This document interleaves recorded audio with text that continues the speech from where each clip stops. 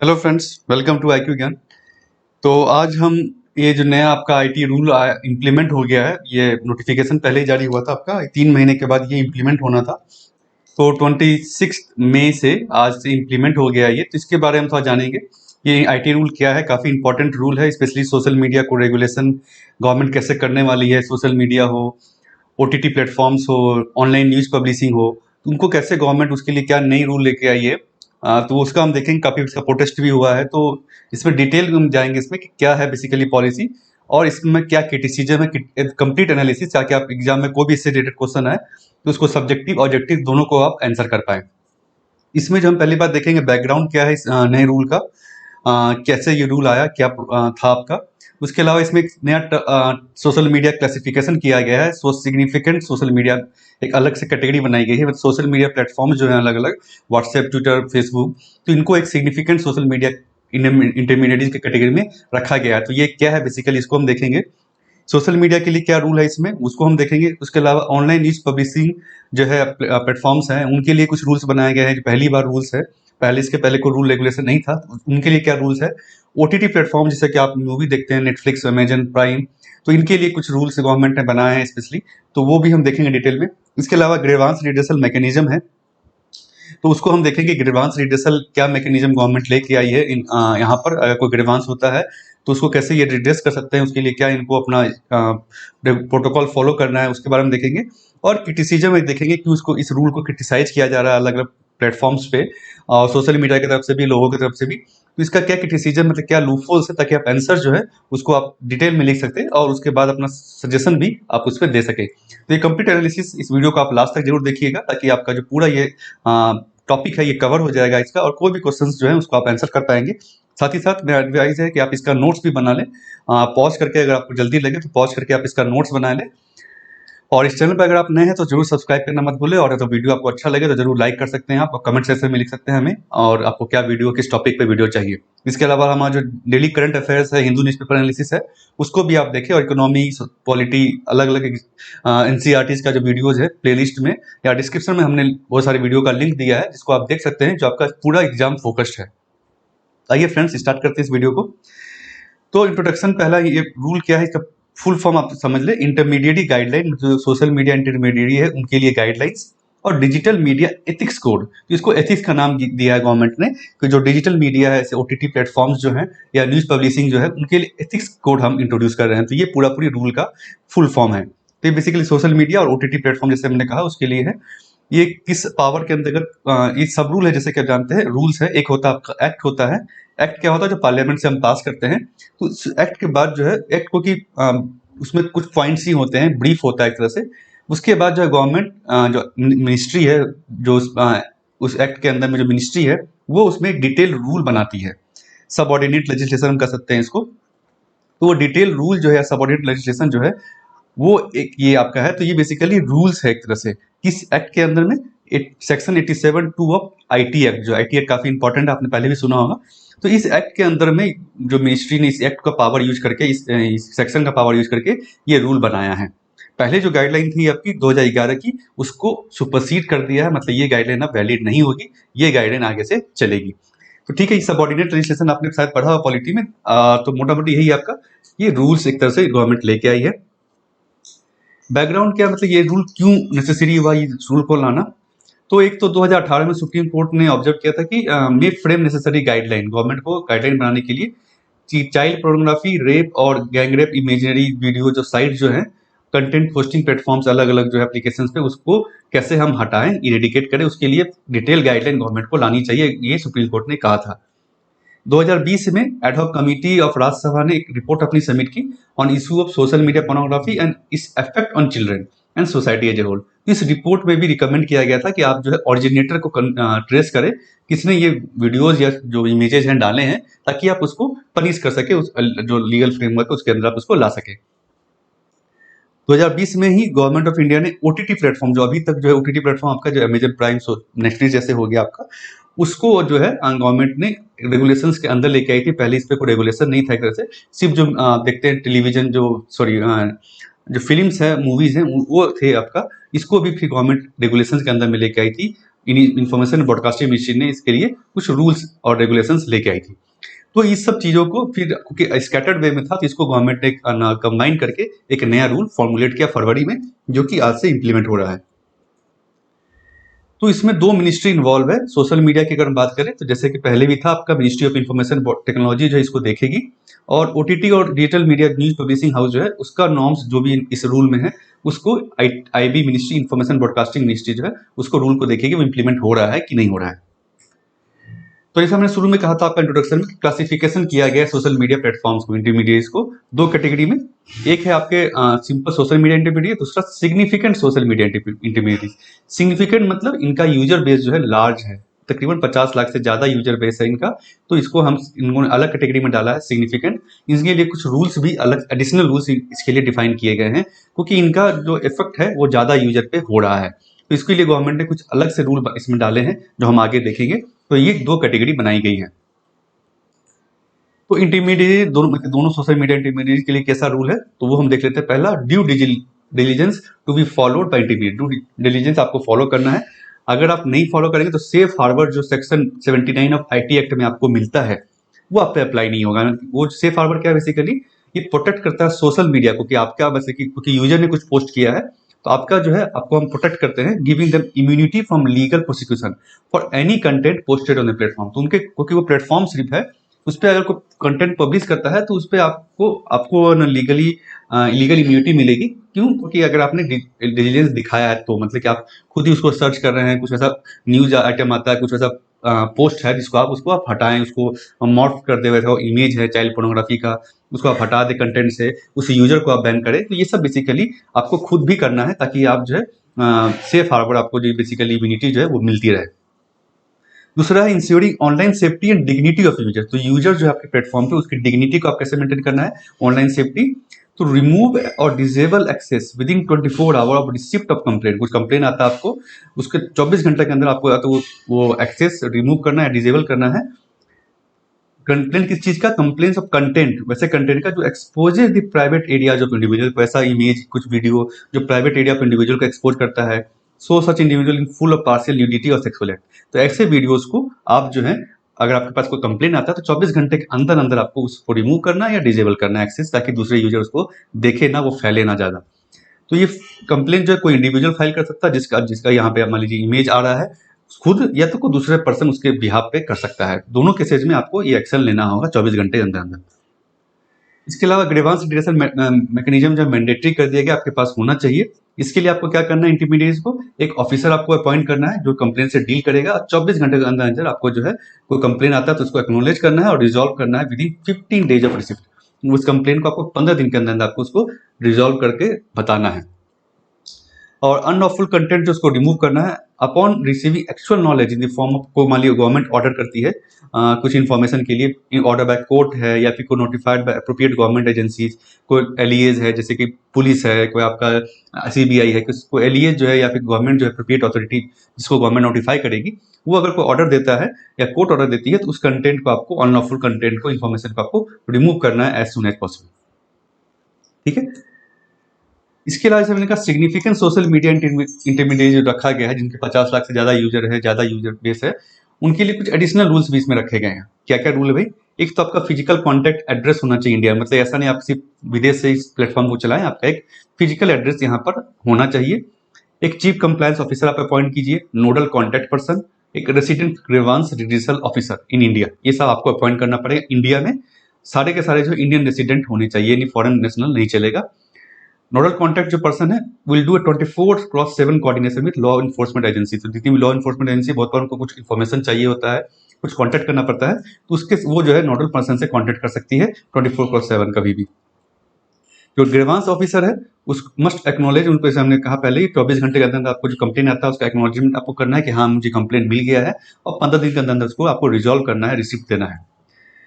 इसके अलावा providing services primarily in the nature of messaging shall enable identification of the first originator of information. तो जैसा इसमें कहा गया था, हमने देखा भी जो यहाँ पे जो कहा कि आपने सॉरी बैकग्राउंड में जो हमने देखा था, यहाँ पे जो कमिटी ने कहा था कि आप जो ओरिजिनेटर को ट्रेस कीजिए, रिकमेंडेशन दिया था, इसी को लेकर के जो है यहाँ पे रूल रखा गया है कि आप जो फर्स्ट ओरिजिनेटर को कंटेंट जो है उसका वो ओरिजिन कहाँ से हुआ, किसने उसको पहली बार पोस्ट किया था उस गलत कंटेंट को या जो अनलॉफुल कंटेंट है उसको आपको बताना है, आइडेंटिफाई करना है।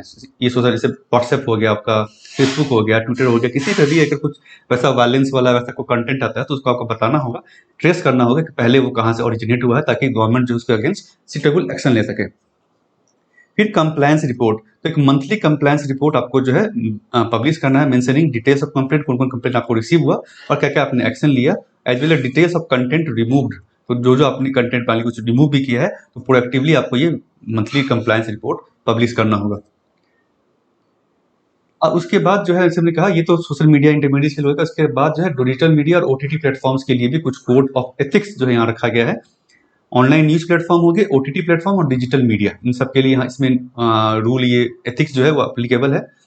ओटीटी प्लेटफॉर्म क्या होता है, थोड़ा डिफिनेशन समझ लेते हैं। बेसिकली एन ऑडियो और video streaming and hosting web services और for directly to the viewers via internet. जैसा कि हम जानते हैं ऑडियो वीडियो जैसा कि नेटफ्लिक्स का प्राइम है जिसमें वीडियो आप स्ट्रीमिंग देख सकते हैं, ऑडियो को सुन सकते हैं और डायरेक्टली जो व्यूअर्स उसमें इंटरेक्ट हो सकते हैं, उसको देख सकते हैं, कोई बीच में इंटरमीडिएट नहीं है।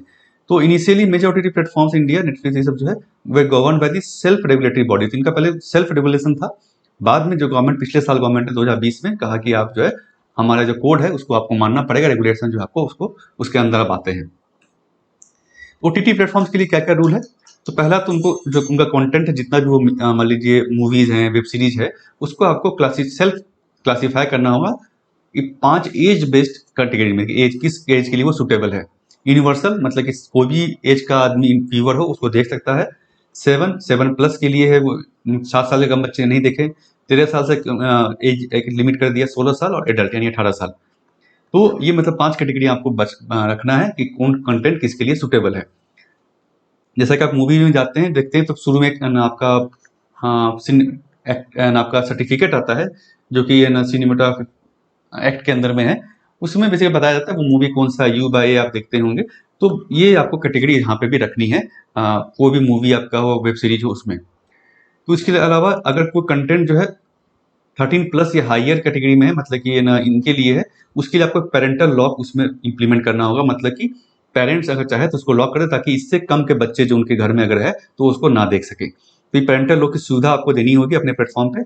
और एज वेरिफिकेशन मैकेनिज्म आपको रखना होगा अगर कोई इस कंटेंट को देखना चाहता है तो, ये एडल्ट कंटेंट को, तो उस कंटेंट के लिए आपको एज वेरिफिकेशन, जैसे आप सिनेमा हॉल में अगर जाते हैं कोई एडल्ट फिल्म देखने के लिए तो आपकी आईडी चेक की जाती है, तो उसी तरह से यहाँ पे भी आपको जो बेसिकली एक एज वेरिफिकेशन मैकेनिज्म कुछ जो है रखना होगा ताकि जो है इस एज के ज़्यादा बच्चे ही बेसिकली उसको कंटेंट को देखें। इसके अलावा रेटिंग ऑफ द कंटेंट आपको डिस्प्ले करना होगा बिफोर द प्रोग्राम स्टार्ट्स, ताकि यूजर को इन्फॉर्म डिसीजन मिले कि कैसा ये सुटेबल है कि नहीं है कंटेंट। रेटिंग आपको, उसके अलावा डिस्क्रिप्शन आपको देना है कंटेंट का कि भाई एक इसमें क्या है, इस मूवी में या वेब सीरीज में बेसिकली क्या है वो आपको बताना होगा। ये सारी चीज़ें आपको ओटीटी प्लेटफॉर्म को इंप्लीमेंट करनी होगी, ऑलरेडी इंप्लीमेंटेड है, आप देख सकते हैं। बेसिकली बहुत बार जब आप मूवी स्टार्ट करते हैं तो एक आपको सर्टिफिकेट एक आता है जिसमें लिखा आता है वो क्या कंटेंट है, कैसा ये आप किस क्लासिफिकेशन का है। ये सारा गवर्नमेंट ने बेसिकली ओटीटी प्लेटफॉर्म में बहुत हद तक इसको इंप्लीमेंट कर दिया है। ऑनलाइन न्यूज और मीडिया जो है उसके लिए भी कुछ रूल्स इन्होंने रखे। तो रूल्स नहीं, बेसिकली कोड ऑफ एथिक्स है कि आपको जो है ऑलरेडी जो रूल्स है उसको आपको ऑब्जर्व करना है, उसको फॉलो करना है। कौन सा रूल, जर्नलिस्ट कंडक्ट का रूल जो है PCI press council of India ने जारी किया है, वो आपको फॉलो करना है। और programme code under the cable television network regulation, ये भी आपको फॉलो करना है जो ऑलरेडी पब्लिक में है। तो इससे क्या होगा, बेसिकली एक लेवल प्लेइंग फील्ड होगा, क्योंकि जो ऑफलाइन प्रिंट या टीवी मीडिया है वो ऑलरेडी इसको फॉलो कर रही है, तो आपको भी, क्योंकि आप सेम फील्ड में है तो आपको भी इस चीज को फॉलो करना चाहिए। तो एक लेवल प्लेइंग फील्ड है कि रेगुलेशन में किसी से डिस्क्रिमिनेशन नहीं कर रहे हैं। गवर्नमेंट को ऐसा नहीं लगे, लोगों को ऐसा नहीं लगे कि भाई गवर्नमेंट जो डिस्क्रिमिनेट कर रही है ऑनलाइन प्लेटफॉर्म का और ऑफलाइन प्लेटफॉर्म को। इसीलिए आपको भी वही रूल्स फॉलो करने होंगे जो ऑलरेडी जो है बाकी ऑफलाइन पब्लिशिंग हाउस फॉलो कर रहे हैं। इसके अलावा दोनों के लिए, ओटीटी प्लेटफॉर्म्स और न्यूज मीडिया के लिए, इन्होंने ग्रीवांस रिड्रेसल मैकेनिज्म डिफाइन कर दिया कि ये आपको रखना होगा। 3 टीयर है, 3 लेवल है। लेवल 1 में सेल्फ रेगुलेशन आप कर रहे हैं, लेवल 2 में सेल्फ रेगुलेशन में सेल्फ रेगुलेटिंग बॉडीज आपको बनानी, पब्लिशर्स जो है जितने भी, चाहे वो ओटीटी प्लेटफॉर्म्स के हो या न्यूज मीडिया के हो, ऑनलाइन न्यूज मीडिया, उनको एक जो रेगुलेटरी बॉडीज है उससे थ्रू रेगुलेट होंगे आप। तीसरा ओवरसाइट मैकेनिज्म जो कि गवर्नमेंट करेगी, गवर्नमेंट इसको इंप्लीमेंट करेगी। तो सेल्फ रेगुलेशन जैसे कि आपको ग्रीवांस रिड्रेसल ऑफिसर अपॉइंट करना जो कि इंडिया में रहे, और डिसीजन ऑन एवरी ग्रीवांस जो भी उनको मिलता है तो 15 दिन के अंदर आपको उसको उस पर डिसीजन लेना, उसको सुलझाना है। सिंपल, जैसे सोशल मीडिया में है, सेल्फ रेगुलेटरी बॉडीज में इन्होंने कुछ बताया है कि जितने भी self regulating bodies of publishers जो भी हैं अभी, उसको रजिस्टर करना होगा ministry of information and broadcasting के साथ कि आपने बना लिया है, ठीक है, उसको आप रजिस्टर करें। एक पब्लिशर हो सकता है more than one self regulating bodies के अंदर में आता हो, कोई दिक्कत नहीं हो सकता, आप 2-3 रेगुलेटरी बॉडीज के अंदर में आप उसको अपने आप को रेगुलेट कर रहे हैं। वो बॉडी के लिए उन्होंने कुछ डिफाइन किया कि कैसे उनका स्ट्रक्चर क्या होगा, कंपोजिशन क्या होगा। तो हेडेड बाय रिटायर्ड जज of Supreme Court, High Court और independent eminent person have not more than 6 members. तो 6 मेंबर्स ज्यादा नहीं होना चाहिए। उसका चेयरमैन या जो भी हेड होगा वो रिटायर्ड जज ऑफ सुप्रीम कोर्ट हो या हाई कोर्ट के हो या इंडिपेंडेंट इमिनेंट पर्सन आपको अपॉइंट करना है, और उसके 6 मेंबर्स होने चाहिए एटलीस्ट मैक्सिमम। तो ये स्ट्रक्चर, मोटा मोटी स्ट्रक्चर बताया है, कंप्लीट स्ट्रक्चर नहीं बताया है। और ये जो है बॉडी क्या करेगी, oversee the publishers adhere to code of ethics. वो देखेगी कि कोड ऑफ एथिक्स जो गवर्नमेंट ने बनाया है या फिर जो उन्होंने बनाया है वो उसको पालन कर रहे हैं कि नहीं कर रहे हैं। और ये भी देखेंगे कि ग्रीवांस जो उनके पास आया है वो रिजॉल्व नहीं हुआ है अगर कोई 15 दिन के अंदर, तो क्यों नहीं रिजॉल्व हुआ है, उसको कैसे रिजॉल्व किया जाए। तो ये सारा इसका काम होगा रेगुलेटरी बॉडीज का। ओवरसाइट मैकेनिज्म जो है गवर्नमेंट बेसिकली इसको इसके लिए मैकेनिज्म फॉलो करेगी, इसके लिए बनाएगी, और हो सकता है कि अलग बॉडी बनाए इसके लिए कि कैसे हम इसको ओवरसाइट करेंगे। तो मिनिस्ट्री ऑफ इंफॉर्मेशन ब्रॉडकास्टिंग इसको लिए एक मैकेनिज्म फॉलो करेगी, बनाएगी, मतलब कि it self publish a charter of self regulating bodies including code of practices. तो चार्टर जो है सेल्फ रेगुलेटरी बॉडीज जो इन्होंने पिछले बार देखा हमने, उसके लिए एक चार्टर रहेगा कि आपको क्या प्रैक्टिस करना है, कैसे आपको करना है। और इंटर डिपार्टमेंटल कमेटी भी बनाएगी हेडिंग ग्रीवांसेस। ये मिनिस्ट्री ऑफ इंफॉर्मेशन ब्रॉडकास्टिंग इसके लिए डिटेल जो अभी तक लेके नहीं आई है, इसको शायद इसको पब्लिश किया जाएगा बाद में कि कैसे ओवरसाइट होना है। ये उसी का बेसिकली एक समराइज फॉर्म है। इसमें हम देख सकते हैं जैसे कि, ताकि आपको अगर ये इसको पिक्चर को भी देख करके आप बहुत कुछ समझ सकते हैं। अपने नोट्स में आप जो है इसी तरह का आप बना सकते हैं कि ये क्या है, ताकि आपको एक पेज में ही इसको समझ में आ जाए। अब बात करते हैं लास्ट इश्यूज क्या क्या इसके साथ, क्या क्या इसमें प्रॉब्लम क्या है न्यू टाइटल रूल्स में। जो आप मान लीजिए आंसर्स आप पूछा जाता है क्रिटिकल एनालिसिस, तो उसमें आप इसको लिख सकते हैं, क्रिटिसाइज कर सकते हैं। एक तो है executive exercise of judicial power, oversight जो एक तरह से आप जो कर रहे हैं, तो एक जुडिशियल पावर है जिसको कि आप एग्जीक्यूटिव एक ऑथराइज कर रहा है, क्योंकि एग्जीक्यूटिव भी कर रहे हैं, मिनिस्ट्री अगर कोई कर रहा है या ऑफिशियल्स कर रहे हैं, तो एग्जीक्यूटिव जो है आपका जुडिशियल पावर को आप एक्सरसाइज कर रहे हैं। इसके अलावा कंसिक्वेंसेज ऑन ऑनलाइन प्रीवेसी को आप हटा रहे, freedom of speech and expression और एक्सेस टू इन्फॉर्मेशन, इन पे भी एक खतरा है। ऐसे रूल्स जो है आपके कि आप भैया आपको जो कंटेंट रिमूवल का है आपका ऑर्डर कर सकती है गवर्नमेंट। तो ये सब चीज जो है बेसिकली एक तरह से freedom of speech and expression को हैम्पर करता कहीं नहीं कहीं, जो हमारे आर्टिकल 19 में रखा गया है। इसके अलावा जो फर्स्ट ऑरिजिनेटर को ट्रेस करने की बात कही गई है, इससे क्या होगा basically entails storing sensitive information.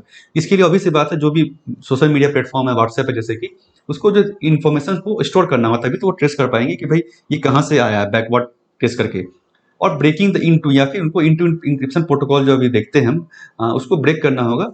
तो इससे ओवरऑल सिक्योरिटी भी खराब हो सकती है। तो ये बेसिकली कंसर्न की बात है। अभी जो हम क्या है कि मैसेजिंग करते हैं तो हमें लगता है कि नहीं ठीक है, हमारा मैसेज कोई नहीं पढ़ सकता है, इंक्रिप्टेड मैसेज है। तो अगर ये हो जाता है तो आपको बेसिकली जो सोशल मीडिया प्लेटफॉर्म्स को है वो जो बोलते हैं कि नहीं हमारा प्रीवेसी हम इंटैक्ट है, हमारा सिक्योरिटी इंटैक्ट है, तो उसको कहीं ना कहीं धक्का पहुंचेगा तरह से। इसके अलावा absence of open and public discussion, तो जो रूल्स आई थी आपने पब्लिक डिस्कशन इस पे नहीं किया। जो स्टेक होल्डर्स थे बेसिकली, जो सोशल मीडिया प्लेटफॉर्म्स हो गए बड़े बड़े, या जो ओटीटी प्लेटफॉर्म्स है, उससे आपको डिस्कस करना चाहिए, ना ही कुछ पार्लियामेंट्री स्टडी की गई इन रूलों पे कि भाई आपने रूल तो बनाया, इसको बेसिकली पार्लियामेंट्री कमेटी को इसकी स्टडी करनी चाहिए, या एक ग्रुप ऑफ एमपीज को इसको स्टडी करना चाहिए, स्क्रूटनी करनी चाहिए थी। इसके अलावा executive branch is subordinate to what parliament, तो एक कहा जाता है कि बेसिकली आप जो ये रूल इतना ब्रॉड रूल जो आप बना रहे हैं, बेसिकली ये रूल ना छोटा मोटा रूल नहीं, ब्रॉड रूल है, इसको बेसिकली ये एक्ट के थ्रू पास होना चाहिए, पार्लियामेंट के थ्रू इसको पास किया जाना चाहिए। ये अपने आप में एक एक्ट है। ओटीटी प्लेटफॉर्म को पहली बार एक तरह से आपने इंट्रोड्यूस किया है, डिजिटल मीडिया जो है उसको आपने इंट्रोड्यूस किया है, तो इसको आपको बेसिकली कानून के थ्रू कानून लेके आना चाहिए, ना कि एक रूल आप लेके आए हैं। एग्जीक्यूटिव ने एक रूल लेके आई है जो कि सही नहीं है। इस पे एक फुल ऑन डिस्कशन होना चाहिए लोकसभा में, राज्यसभा में, उसके बाद आपको ऐसे कानून को, ऐसे रूल्स को लेके आना चाहिए। ये बेसिकली यहाँ पे क्रिटिसाइज किया गया है। तो फ्रेंड्स ये था आज का वीडियो, होप आपको अच्छा लगा। तो जरूर इसको आप लाइक कर सकते हैं और शेयर करना मत भूलिए अपने फ्रेंड्स के साथ, व्हाट्सएप, फेसबुक, टेलीग्राम पे, सोशल मीडिया पे आप इसको शेयर कर सकते हैं। और बाकी जो वीडियो हमारा है उसको भी आप देख सकते हैं। चैनल पे अगर आप नए हैं, अभी तक सब्सक्राइब नहीं किया तो जरूर सब्सक्राइब करें, और बेल जो आपका आइकन है उसको भी आप दबाएं, ताकि आपको जो वीडियो जो हम अपलोड करेंगे डेली या जो भी हमारा वीडियो रहेगा उसका आपका नोटिफिकेशन मिल जाएगा। इसके वजह से मैंने कहा आपका इकोनॉमी का जो इंपॉर्टेंट वीडियोज है, बैंकिंग सिस्टम वो सब, और पॉलिटी का जो लक्ष्मीकांत का वीडियोज है हमारा, एनसीईआरटीज़ का हमारा है, एनसीईआरटी हमने जो आपका 11th का 12th का एनसीईआरटीज़ का अपलोड किया है, तो वो वीडियोज भी आप जरूर देखें, आपका प्रिपरेशन में ये काफ़ी हेल्प करेगा। Thank you friend.